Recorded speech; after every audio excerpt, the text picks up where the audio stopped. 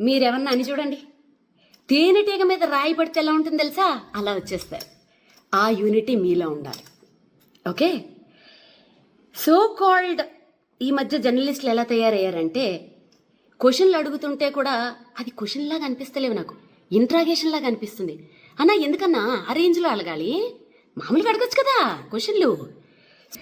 కొంతమంది న్యూస్ రీడింగ్లు చదువుతుంటారు, వాళ్ళు news read చేస్తున్నట్టు ఉండదు, ఫ్యాక్షన్ డైలాగులు చెప్తున్న ఫీలింగ్ వచ్చేస్తూ ఉంటుంది నాకు.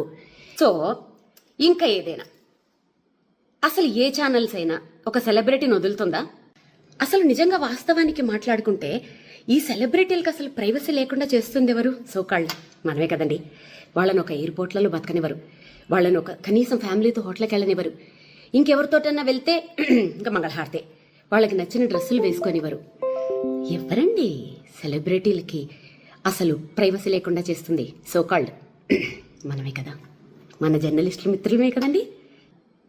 ఏదైనా చిన్నది ఇష్యూ వస్తే అసలు ప్రూవ్ అవ్వవు, చిన్నది వస్తే చాలు. మొన్న నిహారిక అమ్మాయి చెప్తుంటే నాకే బాధేసింది.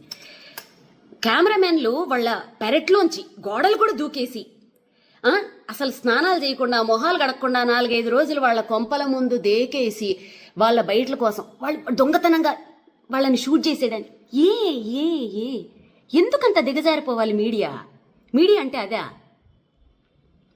కాదు. ఆఫ్టర్ కరోనా ఏమైపోయిందంటే, ప్రతి ఒక్కళ్ళు ఒక కుటీర పరిశ్రమను పెట్టేసుకుంటున్నారు. ఆ కుటీర పరిశ్రమలు ఎంత దారుణంగా ఉంటున్నాయి అంటే, ప్రధానమంత్రి మోడీని మొదలు పెట్టుకుంటే, కొండ మీద వెంకటేశ్వర స్వామిని మొదలు పెట్టుకుంటే, ఒక జీసస్, అల్లా, దేవుడు, దెయ్యం ఏమీ లేదు. ఎవరిని పడితే వాడిని బూతులు తిట్టుకొని, వీడి బూతులు తిట్టేసుకోను. ఇది మనకి ఆర్టికల్ 19A ఇచ్చిన ఒక వరం.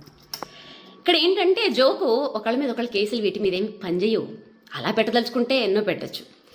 సో ఇవాళ పొద్దుట మంచు విష్ణు అన్న